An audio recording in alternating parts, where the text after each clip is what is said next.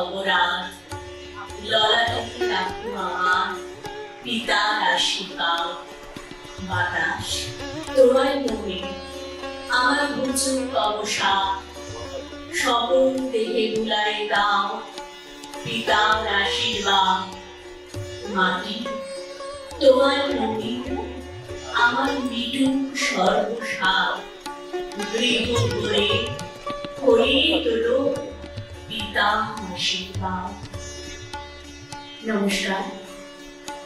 আজ সত্যি আনন্দ উৎসব। আন্তর্জাতিক খ্যাতিসম্পন্ন বিশ্ববরেণ্য ভাস্কর চিত্রশিল্পী চিন্তামণি করেন আজ 110তম জন্মজয়ন্তী উৎসব। আমরা দুটি পর্বে দেখেছি। প্রথম পর্বে আমাদের শ্রদ্ধার নিবেদন। প্রারম্ভিক অনুষ্ঠানে ভাস্কর চিত্রশিল্পী চিন্তামণি করের মূর্তিতে মাল্যদান করবেন প্রখ্যাত ভাস্কর পদ্মশ্রী বিমান বিহারী দাস মহাশয়।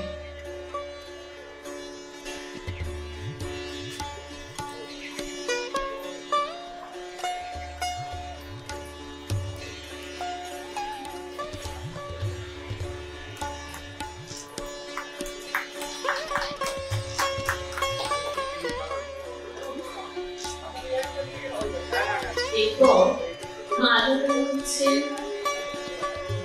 ভাস্কর ভবনের কিউরেটর বিশিষ্ট সঙ্গীত শিল্পী শ্রীমতী সর্বাণী বন্দ্যোপাধ্যায়। মনে করা হয় এই জীবন মৃত্যু প্রতি প্রাতে আলোকিত মতো।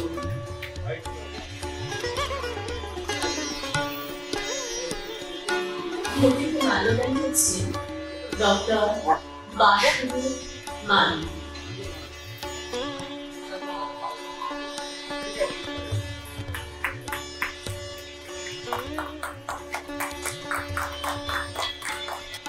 বিশিষ্ট চিত্রশিল্পী সুনীল চট্টোপাধ্যায়। রোজা রায়।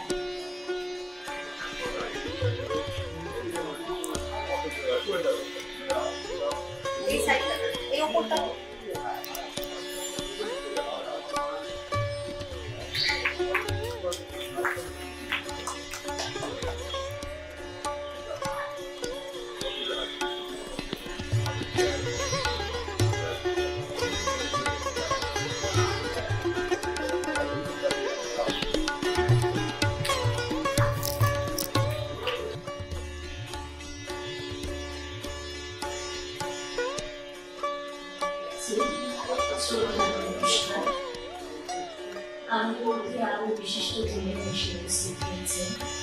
এখন মাল্যদান প্রদান করছেন চিত্রশিল্পী শ্রী সৌগত ভৌমিক।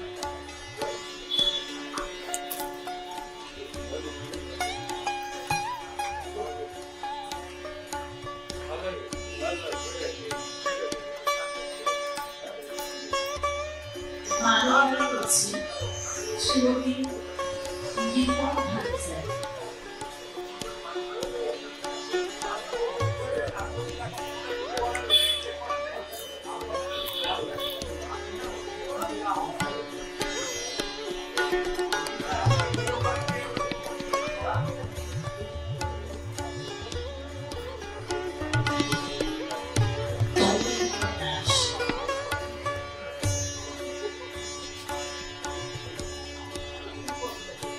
শ্রীমতী কামনী সিং।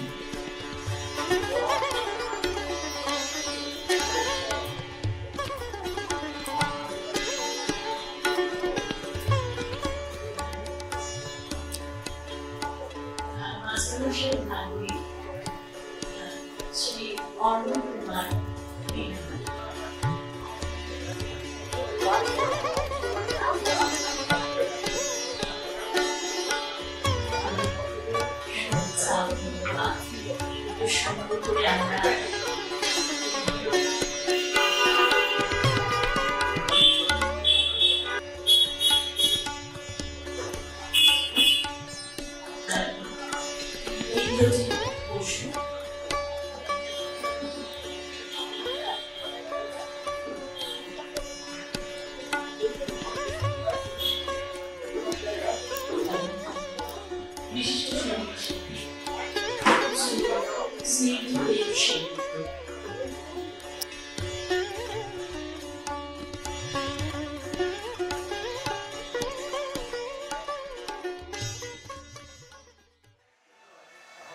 ভাস্কর চিন্তামণি কর তার থেকেও তিনি একজন মনীষী, যিনি শিল্পের মধ্য দিয়ে সুন্দরকে তৈরি করতে চেয়েছিলেন প্রাণের প্রাণে।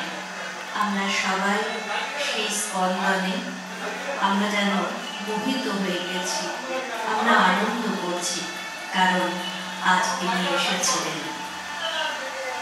এই স্পন্দন ছড়িয়ে পড়ুক দিকে দিগন্তরে, সবাই শিল্পের যে খুশি, যে আনন্দ, সেটা অনুভব করুন। এই পৃথিবী সুন্দর হোক। নমস্কার। অনেক ধন্যবাদ দিদি।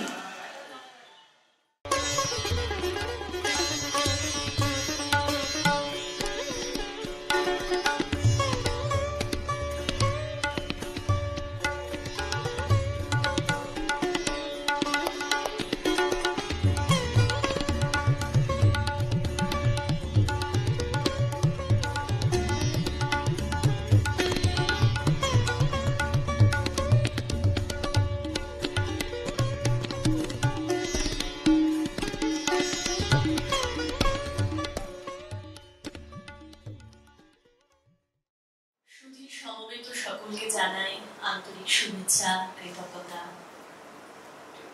আর আমাদের অনুষ্ঠান বেশ কিছুক্ষণ আগে শুরু হয়ে গিয়েছে। এখন অনুষ্ঠানের দ্বিতীয় পর্বে আমরা চলে এসেছি। এই মুহূর্তে আমরা মঞ্চে ডেকে নেব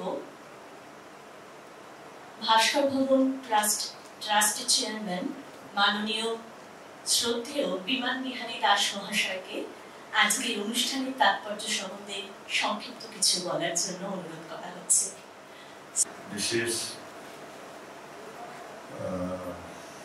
সবাইকে আমার আন্তরিক শুভেচ্ছা। আজকের বিশেষ দিন, বিশেষ করে আমাদের কাছে, আমি শুধু নয়, আমরা যারা আমাদের মাস্টারমশাই শ্রদ্ধেয় চিন্তামণি কর মহাশয়ের ১১০তম জন্মোৎসবে সবাই একত্রিত হয়েছে। আমি সবাইকে আমার আন্তরিক শুভেচ্ছা অভিনন্দন জানাই আজকের এই বিশেষ অনুষ্ঠানের জন্য। মাস্টারমশাই, আমি মাস্টারমশাই বলছি কারণ আমরা অভ্যস্ত মাস্টারমশাই বলতে। সবাই আমার সহপাঠীর মধ্যে স্বপ্নেন্দু রয়েছে, এখন এই মুহূর্তে সর্বভারতীয় চারুকলা ও ভাস্কর ভবন ট্রাস্টে। সংক্ষেপেই বলি, কেননা বলতে গেলে অনেক সময়, অনেক ঘটনা, অনেক আনন্দে, অনেক অভিজ্ঞতার ভাস্করের সঙ্গে জড়িয়ে রয়েছে আজ পর্যন্ত। কখনো ভুলতে পারিনি, কখনো ভোলা যায় না। আমরা তখন, আমার ব্যক্তিগত জীবনটাই বলি, আমরা 1961-এর ব্যাচ। তখন মাস্টারমশাই প্রিন্সিপাল ছিলেন।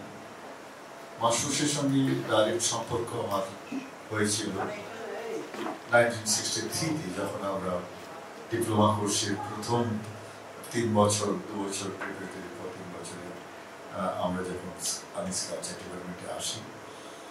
আমার আরেকজন প্রণম্য গুরু ছিলেন সুনীল পাল মহাশয়, উনি স্কাল্পচার ডিপার্টমেন্টের অধ্যক্ষ ছিলেন। তখনও মাস্টারমশাইকে দূর থেকে দেখতাম আমরা একটা খেতাবস্তু, একজন ঠিক সাহেবের মতো ওনার গতিবিধি, ওনার চলাফেরা, ওনার স্টাইল, সমস্ত কিছু আমাদের কাছে কিরকম নজর কেড়ে নিত। আমরা যারা ছাত্র ছিলাম, কিন্তু সাহস পেতাম না কাছাকাছি গিয়ে কথা বলা। তা আমাকে পরোক্ষভাবে আমারই মাস্টারমশাই সুনীল পাল মহাশয় উনি বললেন, যাও না একবার মাস্টারমশাইয়ের কাছে গিয়ে বলো, আমরা বলো যে আমি শিখতে চাই মাস্টারমশাই আপনার কাছে। উনি যা কিছু বলে বলুন না, তুমি গিয়ে একবার দেখো, আর যদি তুমি ঠিক মাস্টারমশাইকে ধরে নিতে পারো বা উনি তোমার করেন, তাহলে তুমি অনেক কিছু শিখতে পারবে, অনেক কিছু জানতে পারবে। ওনার মতো, ওনাকে শিল্পী বলে একটু কম বলা হয়, উনি ছিলেন পণ্ডিত। উনি সর্ব বিষয়ে ওর থেকে আমি অভিজ্ঞতা সম্পন্ন শিল্পী দেখি। আমার মনে হয় যে ভাস্কর চ্যারিটেবল ট্রাস্ট বা ওনার যে মিউজিয়াম বা অগ্নাকর মিউজিয়ামকে আরো অনেক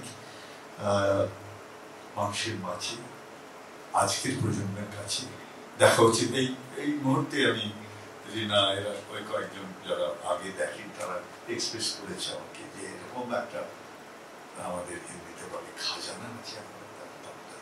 এই জায়গাটা আমার মনে হয় পরিচালক যারা এখানে রয়েছে আমাদের ইন্দ্রজিৎ বাবু স্বপ্নেন্দু এরা যদি আরো একটু মাস্টারমশাই সম্পর্কে অনেক বেশি ওনার কাজ ওনার কাজটার সম্পর্কে ছাত্রদের বিশেষ করে ছাত্রদের এসে দেখা উচিত।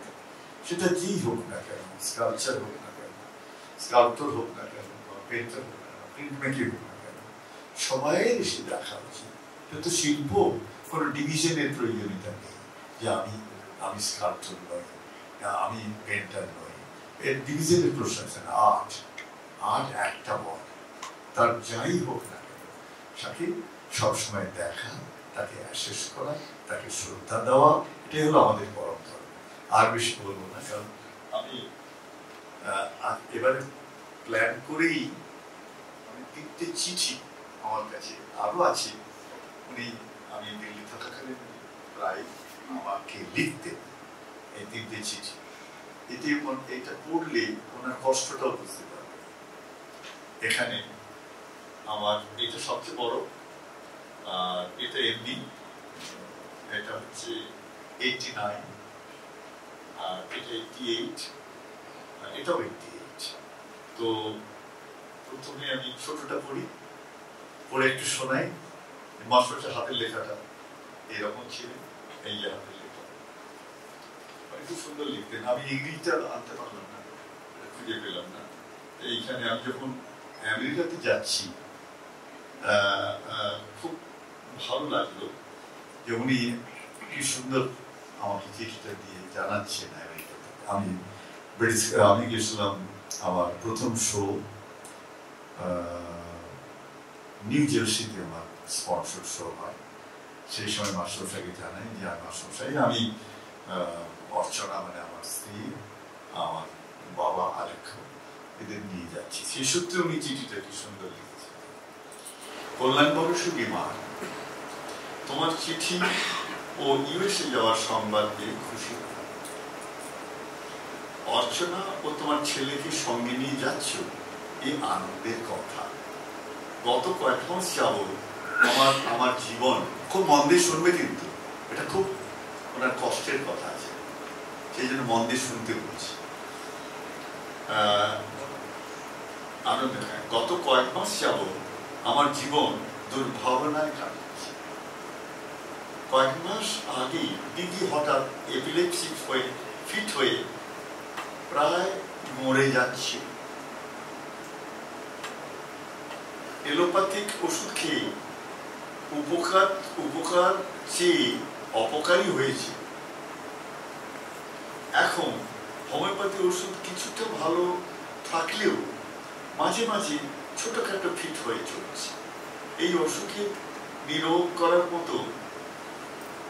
করার মতো আজও চিকিৎসা বের করা যায়নি। বলা বাহুল্য যে এইসব বিপত্তি আমার সমস্ত কাজ পিছিয়ে দিয়েছে। তবু যথাসাধ্য চেষ্টা করছি কাজ এগিয়ে নিয়ে যেতে।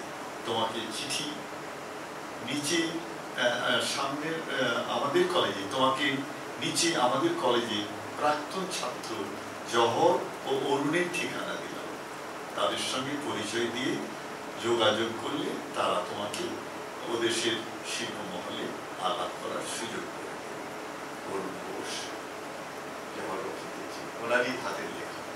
তো ভেতর থেকে উনি যখনই চিঠি দিয়েছেন কিছু না কিছু একটা ওনার ভালো অথবা কষ্টের কথা লিখে দিতেন। আর আমি খুবই ভাগ্যবান যে উনি সবসময় আমাকে একই কল্যাণ বরশু বিমান এটাই বলেছে। কল্যাণ বরশু বিমান এটা 88। আমি 5ই মে রাত্রে দিল্লি আসছি, থাকবো খুব সম্ভবত ইন্টারন্যাশনাল হোটেলে। 6ই মে রাত্রে প্লেনে কলকাতায় ফিরব। কাজেই শুধু 6 মে সকালবেলায় বোধ হয় আমি খালি থাকবো, ওই সময় এলে কথা বলা যাবে। আশা করি তোমরা তোমাদের সর্বাঙ্গীন মঙ্গল এটি আশীর্বাদ চিন্তা মনে করো। তারপরে বলেছে, কল্যাণ বর্ষে বিমান, তোমার ও অর্চনার একাধিক চিঠির জবাব দেওয়া হয়।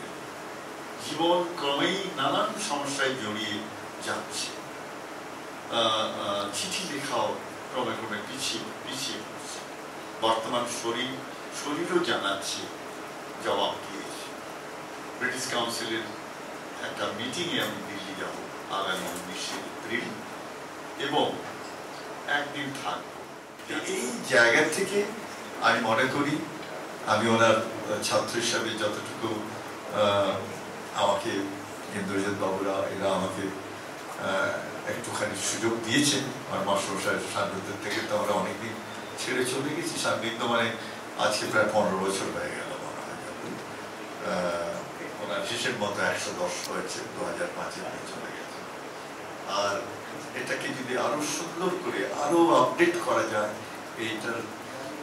এইটার জন্য আমি একটু প্রার্থনা করবো যে মাস্টারমশাইকে আপনারা সবাই মিলে, যেহেতু আমি সারাক্ষণ তো কলকাতায় থাকি না, থাকলে হয়তো অনেক কিছু করতে পারতাম, কিন্তু এটাই সবাইয়ের কাছে প্রার্থনাই বলবো যে মাস্টারমশাইকে আপনারা সাজিয়ে সুন্দর করে একটি বিশেষ, যেমন আমার বিগ্রহ, যেমন আমরা বলি মন্দিরের একজন একে আমরা করি, ওনাকে সেই জায়গায় পৌঁছে দিই।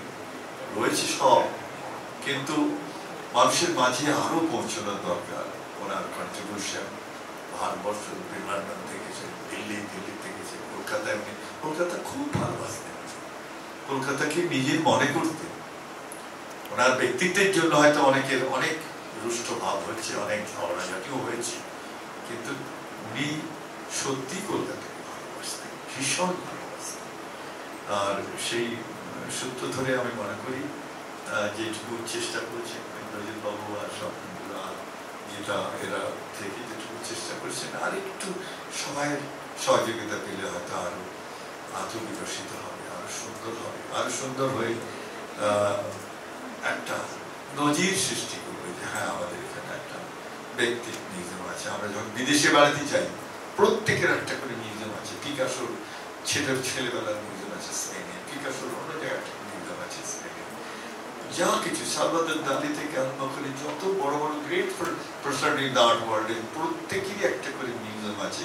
সেখানে সরকার বা দেশ কিংবা কর্পোরেট সেক্টর তারা হেল্প করছে। যে বেঙ্গলকে সিটি অফ কালচার বলা হয়, বেঙ্গল মানে কালচারের জন্ম দেয়, যে আর্ট কালচার ভারতবর্ষের যত প্রতিনিধিত্ব শিল্পী তারা সব বেসিক্যালি বেঙ্গল থেকে বেরিয়েছে। আজকে কেন এত টিমিড, কেন এত টিমিড? আমি সারা ভারতবর্ষের বিভিন্ন কলেজ সব জায়গায় যাই বলে কথাটা বলছি। সম্প্রতি ঘুরে এলাম ভুবনেশ্বরের ইউনিভার্সিটি অফ আর্ট অ্যান্ড কালচারের প্রাঙ্গণ, চেষ্টা দেখে আমি হয়ে যাচ্ছি। সেই জন্যই বলছি যে এটা খুব ছোট্ট, আমার মাস্টারমশাই তার নিজস্ব চেষ্টা একটা ছোট্ট এই মিউজিয়াম বলো, যাই বলো, এই ট্রাস্টি বলো, যেটাই করেছি, এটা তো আমাদের উত্তরসূরি হিসাবে আমাদের সবাই এটা দায়বদ্ধতা থাকে ওকে এগিয়ে বিশ্বের দরবারে পৌঁছে দেয়। এছাড়া আর বলার কিছু নেই। আমার মাস্টারমশাই মানে শান্তিতে থাকুন, আর বলতে গেলে চোখে জল পড়ে যাবে। সেই জন্য এখানেই আমি ছেত্রাল্লম সমাপ্তি। নমস্কার।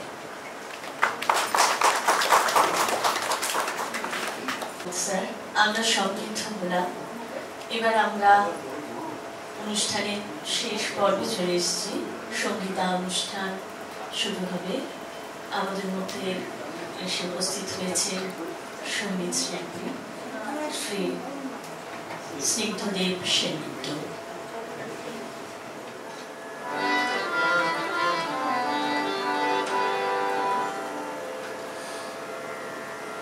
নমস্কার, শুভ সন্ধ্যা সকলকে।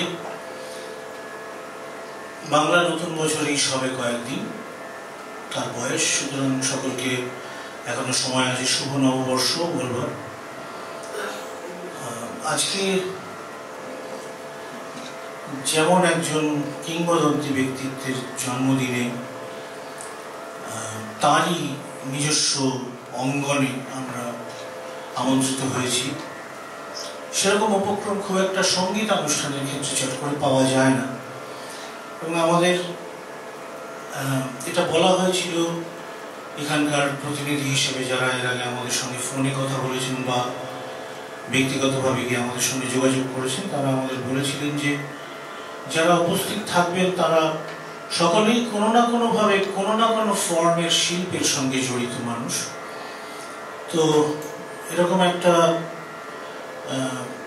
সেই অর্থে বলতে গেলে শিল্পী সমাবেশে গান বাজনা করারও একটা অন্যরকম লোভ থাকে। তবে এখানে একটা প্রাথমিক মুশকিলে এরকমও পড়তে হয় যে ঠিক নির্দিষ্ট কোনো ক্রম মেনে বা কোনো একটা বিষয়কে ভিত্তি করে গান নির্বাচন করব নাকি সেই চিন্তাবাদ দিয়ে যেমন মনে পড়ছে তেমন গাইব, এটা প্রাথমিকভাবে খুব চট করে সিদ্ধান্ত নেওয়া যায় না। সেটা আমাকে আপনাদের এখানকার সচিব মহাশয়ের সঙ্গে আমার টেলিফোনে প্রথম কথা হয়েছে, এবং যতবার যোগাযোগ হয়েছে প্রধানত ওর সঙ্গেই কথা আমার হয়েছে। সৌভাগ্যক্রমে আগে উনি আমার গান শুনেছিলেন, ফলে আমার গান বাজনার ধরনটা সম্পর্কে ওনার একটা সচেতনতা ছিল। তো উনি আমাকে কয়েকটা গানের কথা বলেছেন, যে গানগুলোর মধ্যে কিছু আমার নিজের গান আছে, কিছু অন্য শিল্পীদের গান আছে। এবার নিজের গান এখন বাংলা, বিশেষ করে ফিল্মের বাইরের বাংলা গানের, আধুনিক বাংলা গানের এখন এমন একটা লড়াই চলে সবসময় যে শ্রোতাদের কাছে সেটা পৌঁছে দেওয়াটাই একটা খুব বড় চ্যালেঞ্জ হয়ে যায়।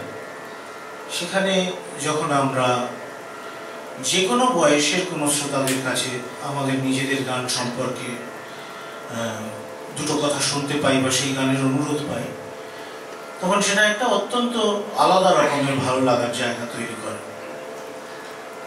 তো অবশ্যই সেই তালিকা থেকে নিজের গান কিছু গাইব, অন্য শিল্পীদের গানও একটা দুটো গাইব, আর সেই তালিকার বাইরে নিজেরই নির্বাচন থেকে কিছু গানও গাওয়ার ইচ্ছে আছে। তার কারণ হলো যে শেষ পর্যন্ত একজন সঙ্গীত শিল্পীকে বা যে কোনো ধরনের শিল্পীকেই হয়তো যতটুকু আপনারা চিনতে পারেন, সেই চেনাটার একটা প্রধান জায়গা হয় তার নির্বাচন। একজন শিল্পীর মূল্যায়নের ক্ষেত্রে সেই শিল্পী কি নির্বাচন করছেন পরিবেশন করবার জন্য, সেটার একটা অন্য রকমের প্রাধান্য থাকে। তো সেই নির্বাচনের জায়গাটা যদি শ্রোতারাই অনেকটা করে দেন, তাহলে নিজেকে চেনানোর উপায়টা খানিকটা কমে যায়, তবে পরিবেশন করতে ভালো লাগে। আমার কাছে যে তালিকাটা পৌঁছেছিল তাতে আমি সুরে সুরে ওগো তোমায় ছুঁয়ে যাইছি,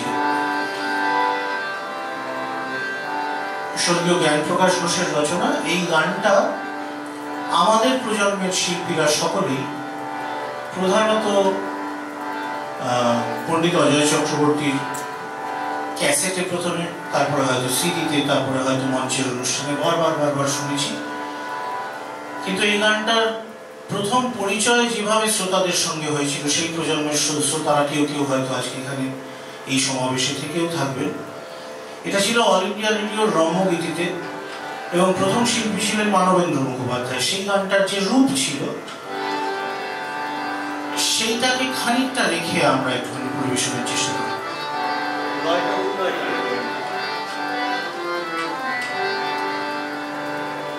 আপনারা প্রধানত এই গানটা এরকম শুনেছেন, আমি সুরে সুরে তোমায়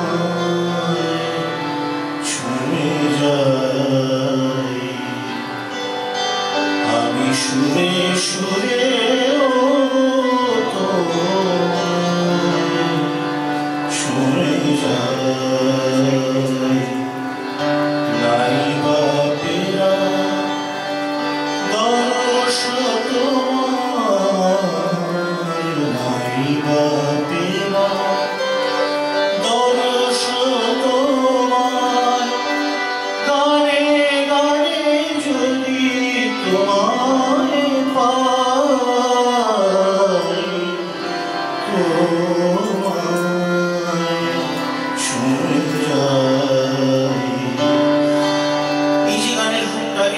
যদি একটুখানি লয়টা দ্রুততর হয়ে যায় তাহলে এই গানটা নীরব শিখানো দাঁড়ায়।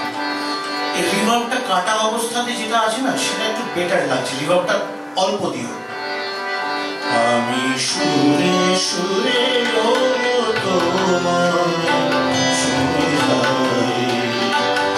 আমি সুরে সুরে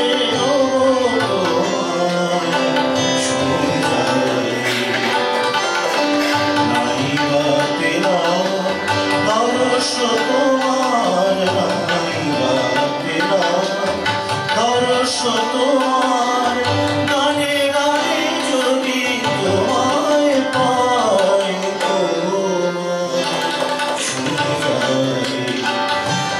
সুরে সুরে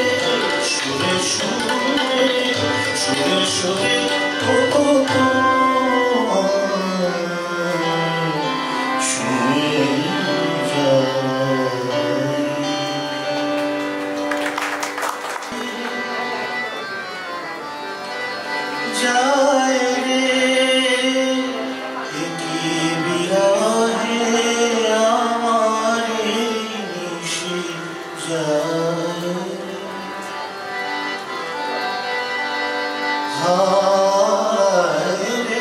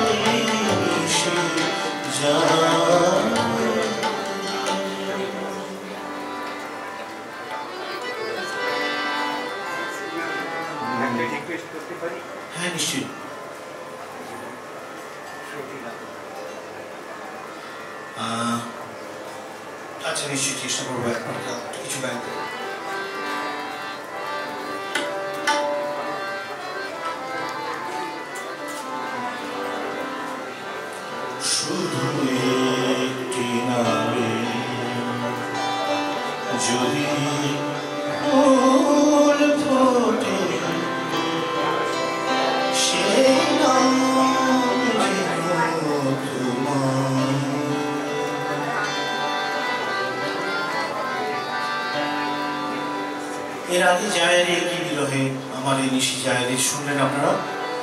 আমার আমাদের সকলেরই খুব প্রিয় সুরকার স্বর্গীয় রবীন্দ্র জৈনের। সেই সময় রবীন্দ্র জৈনের সঙ্গে একসঙ্গে রবীন্দ্র প্রশান্ত নাম দিয়ে গান বেরোত। প্রশান্ত সাধারণত লেখার কাজের দিকে বেশি মনোযোগী ছিলেন এবং রবীন্দ্র জৈন সুর করতেন। জায়রে একে বিরহে নির্মলা মিশ্রর কণ্ঠে রেকর্ড হয়েছিল। এখন যেটা শুনছেন সেটা শুধু একটি নামে যদি ফুল ফোটে।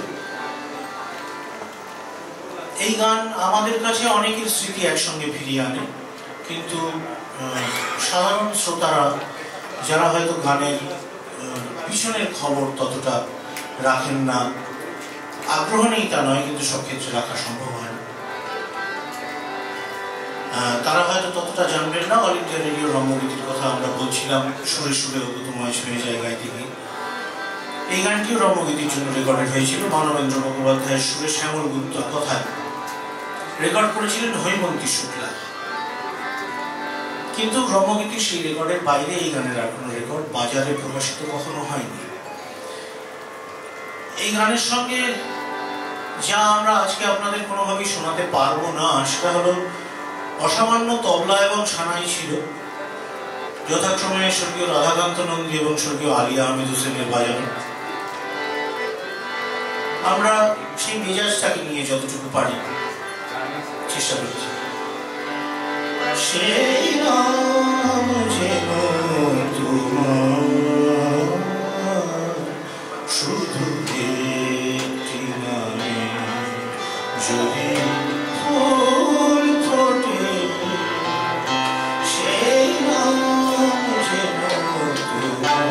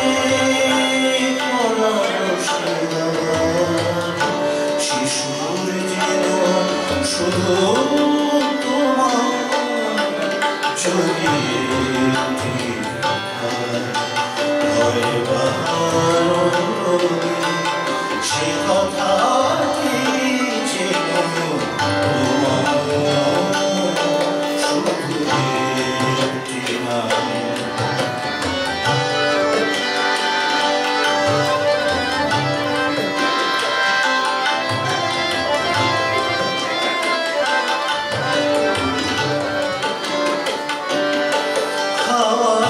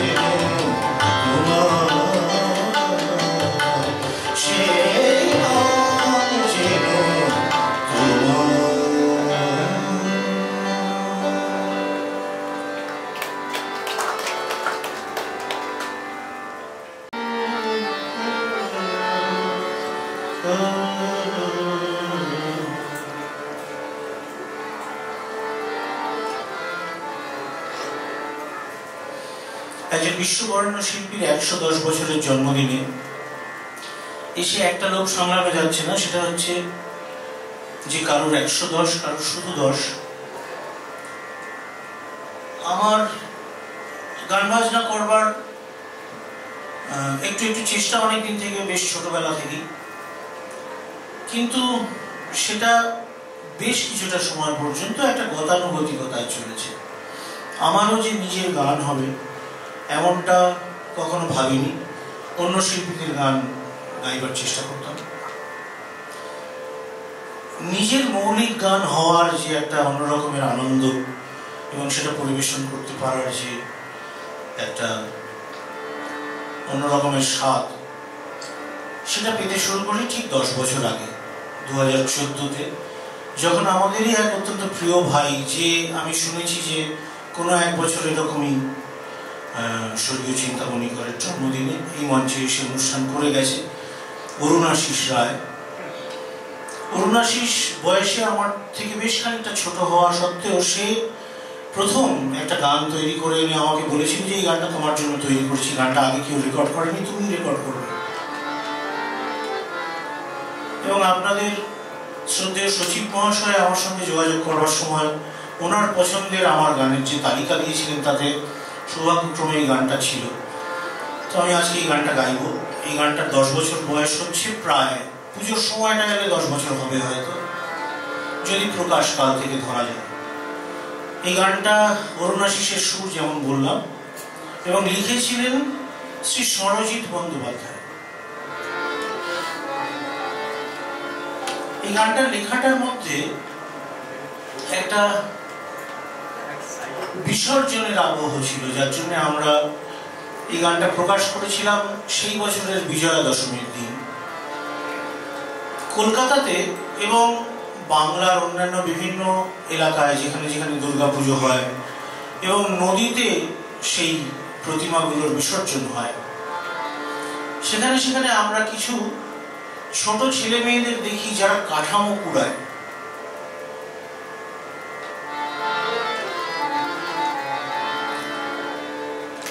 তাদের অনুষঙ্গে গানটা শুরু হয়, তারপরে আরো ব্যাপ্ত একটা জায়গায় যায়। একটু শোনাই আপনার। জল ভাসে জলে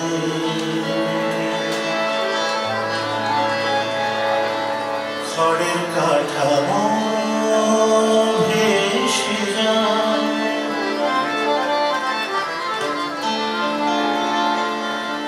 জল ভাসে জলে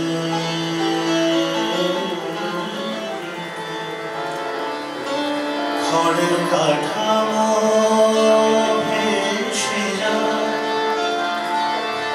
অজুহাতে 1 বছরে একটা জীবন ভেসে যায়, জল ভাসে জলে খড়ের কাঠামো ভেসে যায়, অজুহাতে 1 বছরে একটা জীবন ভেসে যায়, জল ভাসে জলে খড়ের কাঠামো ভেসে যায়।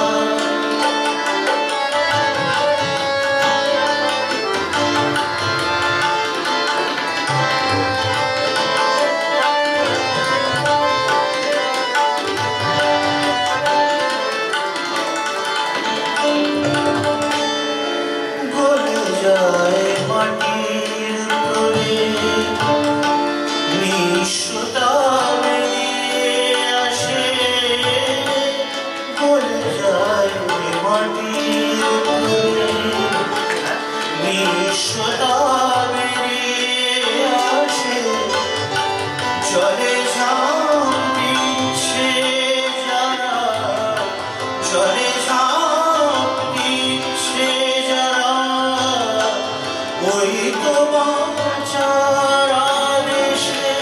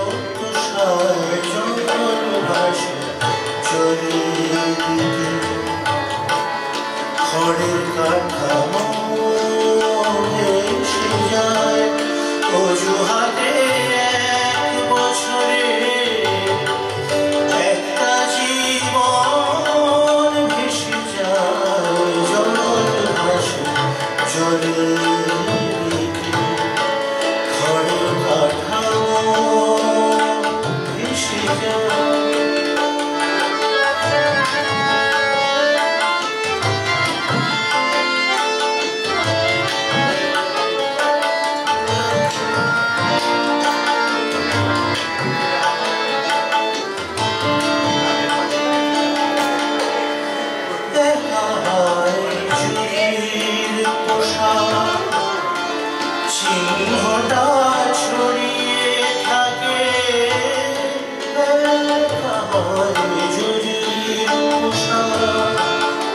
চিহ্নটা ছড়িয়ে থাকে চেনাদিন শূন্য হয়ে চেনাদিন শূন্য হয়ে ওই তো আমার বেদিকে থেমে যেতে পড়ে তো জল ভাসে জড়িয়ে খড়ের কাঠামো ভেসে যায় অজুহাতে এক বছরে একটা জীবন ভেসে যায় জল ভাসে জড়িয়ে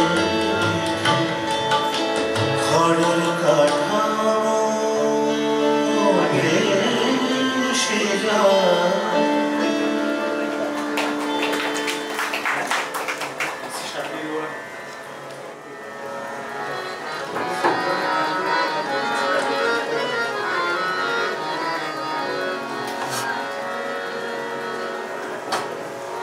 আমি সামনে যে মুখগুলো দেখতে পাচ্ছি তার মধ্যে বেশ কিছু মুখ বেশ বিমর্ষ লাগছে আমার। আমরা জন্মদিনের উৎসবে এসেছি, এতটা বিমর্ষ হওয়ার কথা নয়, সম্ভবত আমার কারণেই হচ্ছে। হয় খুব খারাপ গাইছি, না হলে বিরহের গান গাইছি। এই বিমর্ষতা থেকে কিছুক্ষণের জন্য আপনারা একটু বেরোন, একটু অভিবাদন জানাবেন ওদের জন্য।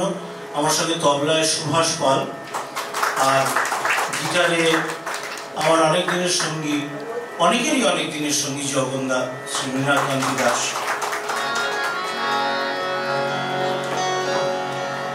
আমরা যে যা কাজই করি না কেন এবং আমাদের কাজ নিয়ে যত সাফল্যের শীর্ষেই আমরা পৌঁছই না কেন, স্যার যখন একটু আগে চিঠিগুলো পড়ছিলেন তখন বলছিলেনও, আর আমাদের সবারই বোধহয় ভেতরে ভেতরে মনে হচ্ছিল যে ওই সাফল্যের শিখরে পৌঁছে যাওয়ার পরেও একজন মানুষ অতটা জীবনের যাত্রাপথ পেরিয়ে যাওয়ার পর কোথাও একটা খুব একলা থাকেন। সেরকম আমাদের নাগরিক জীবনের এই পোশাকই একাকিত্ব নিয়ে একটা গান। এই গানটা লিখেছেন এবং সুর করেছেন শ্রী সৈকত কুণ্ডু। কত তোমার খেলনা পাতি খুঁটি নাটি গয়না গাটি, কত তোমার আনন্দ কি আয়োজন রং মিলানো, তবে তুমি এই শহরে এমন করে একলা কেন, একলা কেন?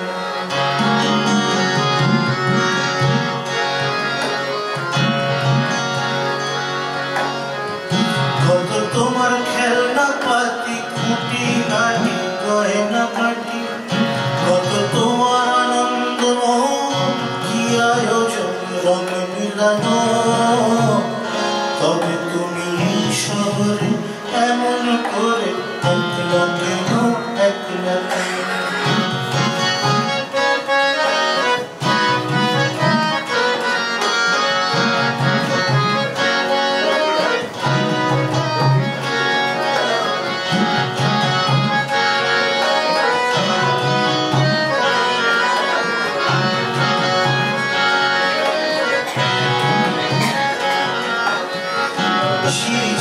বইছে হাওয়া ছুটে গায়ে আশায় যাওয়া,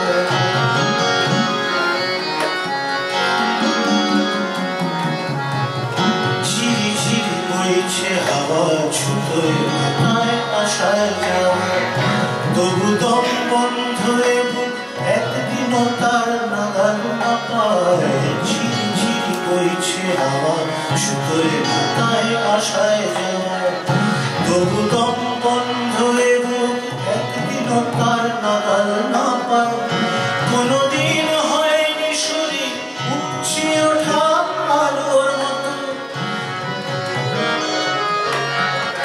কোনদিন হয়নি শরীর উপচে ওঠা আলোর মতো, একবার পাতার চূড়ায় গড়িয়ে যেত হাঁটো শ্বাস বন্ধ করে নিজের লাশ বইছ যেন তোর তুমি এই শহরে এমন করে একলা কেন একলা কেন তবে তুমি এই শহরে এমন করে একলা কেন একলা কেন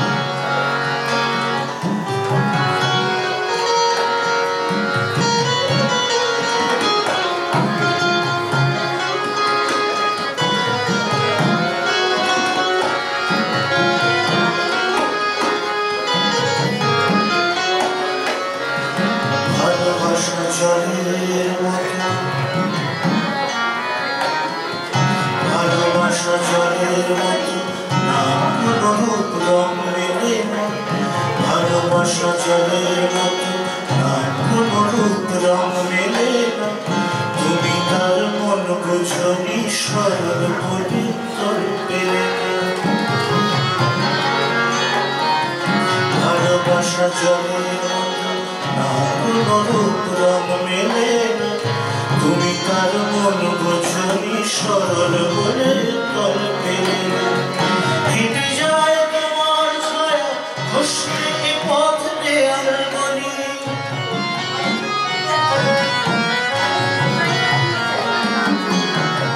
হেঁটে যায় তোমার ছায়া ঘষতে পথ দেয়াল বলি ঘষ্টানো লাভ তুমি মোর জীবন যাপন গানের করি কেন ফের নতুন করে ছায়ার চোখে কান্না পান বলো তুমি এই শহরে এমন করে একলা কেন একলা কেন তবে তুমি এই শহরে এমন করে একলা কেন একলা কেন কত তোমার খেলনা পাতি খুঁটি নাটি গয়না ঘাটি কত তোমার আনন্দ মন কি আয়োজন রং মিলানো তবে তুমি এই শহরে এমন করে একলা কেন একলা কেন বলো তুমি এই শহরে এমন করে একলা কেন একলা কেন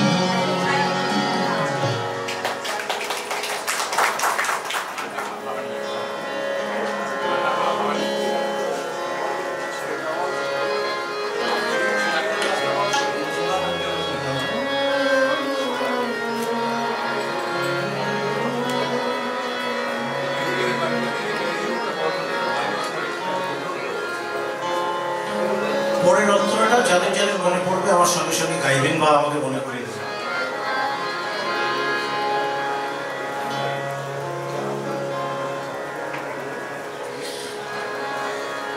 এই গান বাংলা গানের সর্বকালের শ্রেষ্ঠ গানের মধ্যে যদি একটা চয়নিকা করা হয় তাহলে তার মধ্যে একটা অন্যতম ইতিহাস সৃষ্টিকারী গান এই গান সতীনাথ মুখোপাধ্যায়ের গান নেই কিন্তু এই গান সতীনাথ মুখোপাধ্যায় সুর করেছিলেন পবিত্র মিত্র লিখেছিলেন এবং প্রথম যখন আমাদের সুর সম্রাজ্ঞী লতা মঙ্গেশকর বাংলা গান রেকর্ড করেন তখন আকাশ প্রদীপ জলে দূরের তারার পানে চেয়ে রেকর্ডের উল্টো পিঠে এই গানটা ছিল কত নিশি গেছে হারা কত ফুল গেছে ঝরে বুঝিব আমার সে কথাটি বলা হয়নি তেমন করে কত নিশি গেছে হারা কত ফুল গেছে ঝরে বুঝিব আমার সে কথাটি বলা হয়নি তেমন করে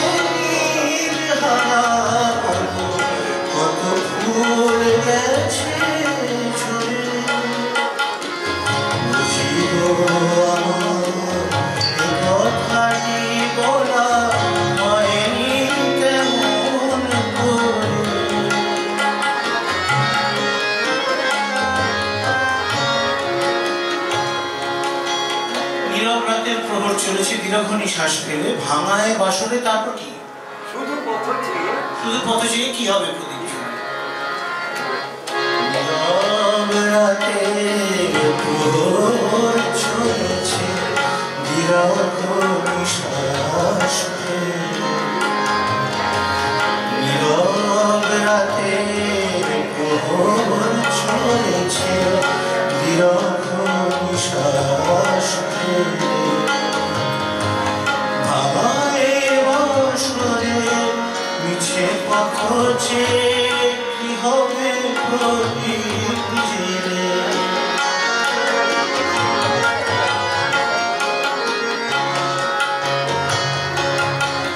উষর মরুর দিগন্ত মানে আশার শুধু কাছে উষর মরুর দিগন্ত মানে আশার শুধু কাছে শুধু দেখি তার সকল মুকুল আগের অন্তরার শেষ লাইন এই অন্তরাটা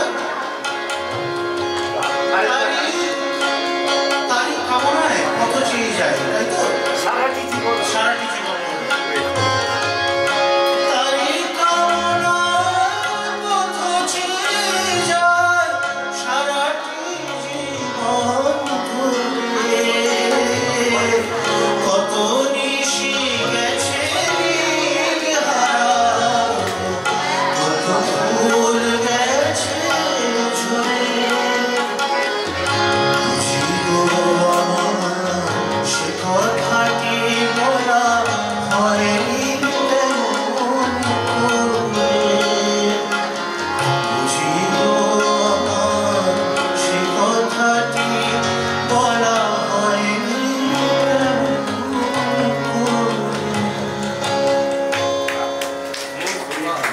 এই মানে এটা খুব সম্ভবত কেন নিশ্চিতভাবে এইটা হচ্ছে বাংলা গানের জয়, যেখানে হাউস থেকে গানের কথা এবং সবার মাথায় ভুঁড়ো করছে সেই গানের সুরটা, কিন্তু হিসেব কষলে হয়তো দেখা যাবে যে 60 বছর 65 বছর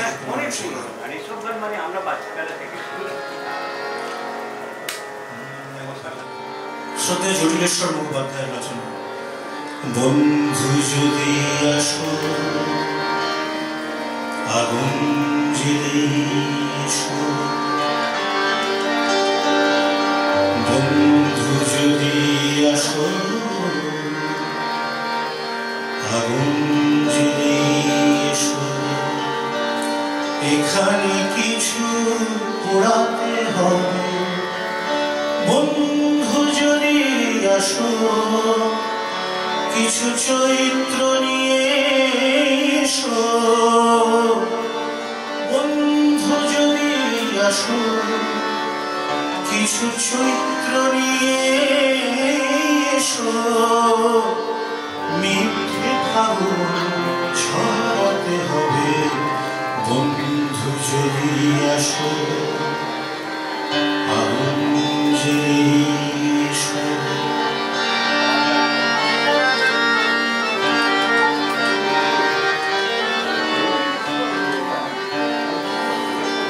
এখানে অবুঝ সঞ্চয়, শুধু সঞ্চয়, যদি চুরি যায় সেই ভয়, শুধু সেই ভয়। এখানে অবুঝ সঞ্চয়, শুধু সঞ্চয়, যদি চুরি যায় সেই ভয়, শুধু সেই ভয়। বন্ধু যদি আসো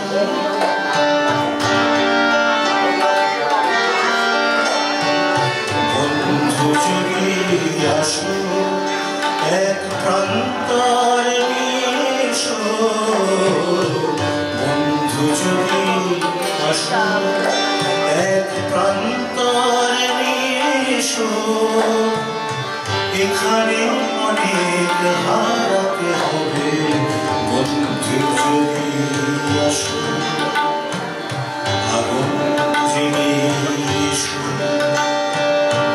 এখানে কিছু পোড়াতে হবে।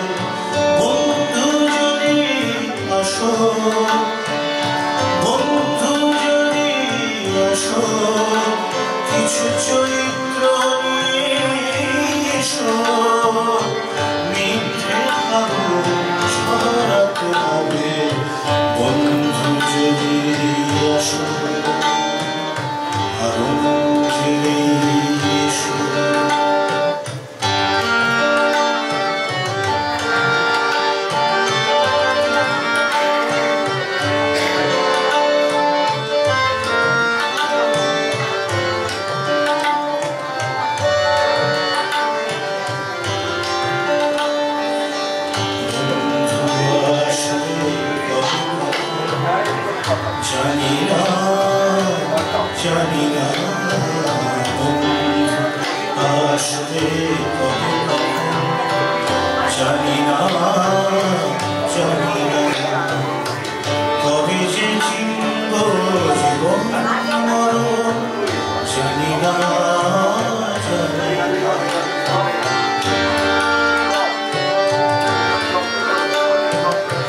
এখানে জীবন অস্থির বড় অস্থির কোথা যে উধাও শান্তি দেবার সেই এখানে জীবন অস্থির বড় অস্থির কোথা যে উধাও শান্তি দেবার সেই বন্ধু যদি আসো সেই ঠিকানা নিয়ে এসো বন্ধু যদি আসো সেই ঠিকানা নিয়ে এসো যেখানে সবাই বেড়াতে হবে বন্ধু যদি আসো আগুন জেলে এসো এখানে কিছু পড়াতে হবে বন্ধু যদি আসো কিছু চরিত্র নিয়ে এসো মিথ্যে ছড়াতে হবে বন্ধু যদি আসো আগুন জেলে এসো আগুন জেলে এসো আগুন জেলে এসো আজকে মতো শেষ করি আমরা না না আরেকটু আর একটা গান অন্তত ভালো লাগে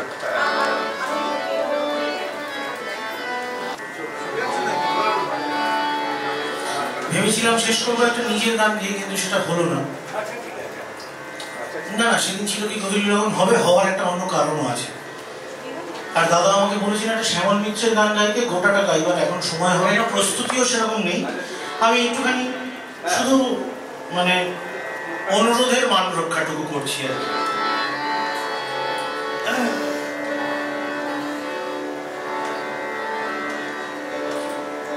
আমরা মুশকিলটা কি জানেন তো দাদা যে নিজেদের গান গাইবার সুযোগ খুব একটা পাই না বিভিন্ন মঞ্চের অনুষ্ঠানে টেলিভিশন চ্যানেল ইত্যাদিতে যখনই আমাদের ডাকা হয় এই কিছুদিন পরে আমি একটা টেলিভিশন চ্যানেলে একটা অনুষ্ঠান করতে যাব তার জন্য চ্যানেল কর্তৃপক্ষ আজকেই আমাকে যোগাযোগ করেছেন এবং করে প্রায় নির্দেশ দেওয়ার মতন করে বলেছেন একটু পরিচিত গান রাখবেন এখন সতীনাথ মুখোপাধ্যায় বা শ্যামল মিত্রর গান আমরা চেষ্টা করতে পারি ওরকম তো আর গাইতে পারবো না কিন্তু সমস্যাটা হচ্ছে যে আমার গানটা শ্যামল মিত্র বা সতীনাথ মুখোপাধ্যায় চেষ্টাও করতে পারবেন না সে সুযোগ নেই ফলে আমার গানটা আমাকেই গিয়ে জনপ্রিয় করতে হবে তোমারে দিয়েছি কি যে তোমারে কাঁদাতে কেন বারে আমি কেঁদেছি নিজে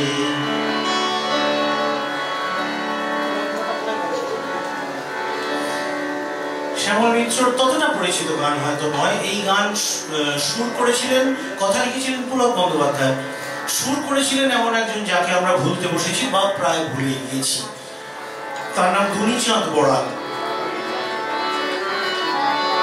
কতটুকু তুমি জানো তোমারে দিয়েছি কি যে তোমারে কাঁদাতে কেন আমি কেঁদেছি নিজে কতটুকু তুমি জানো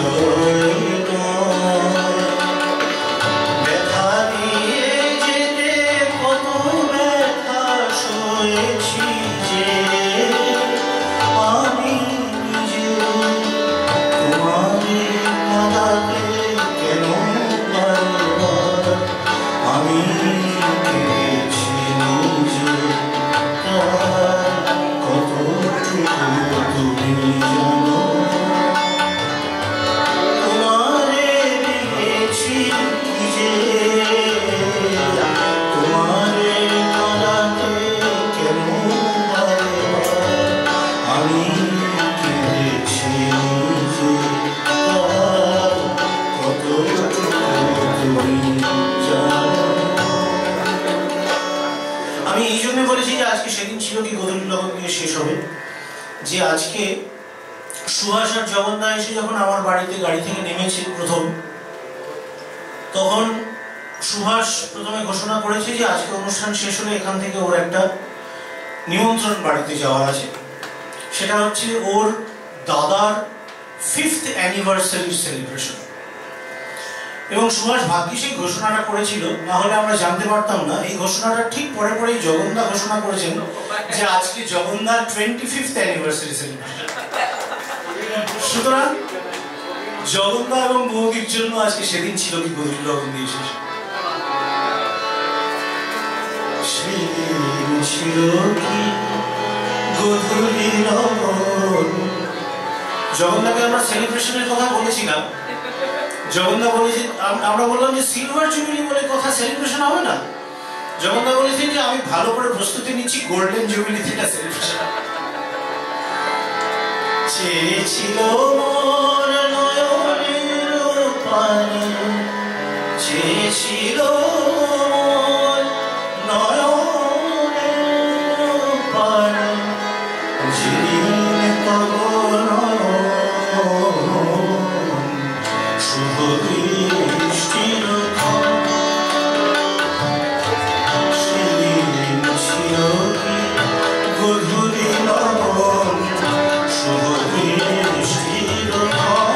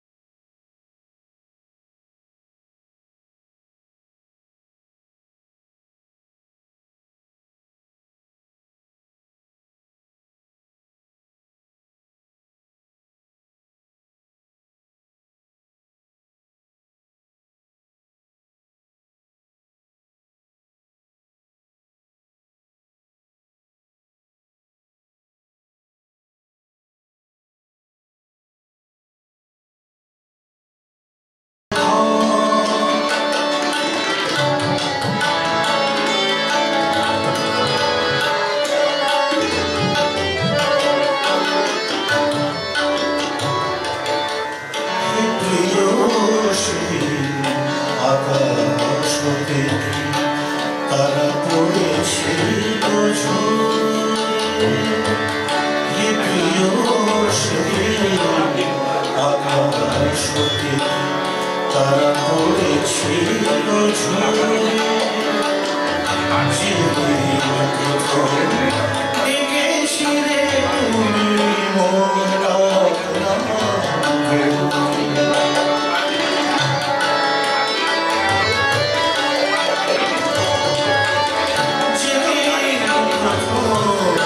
শুনেছি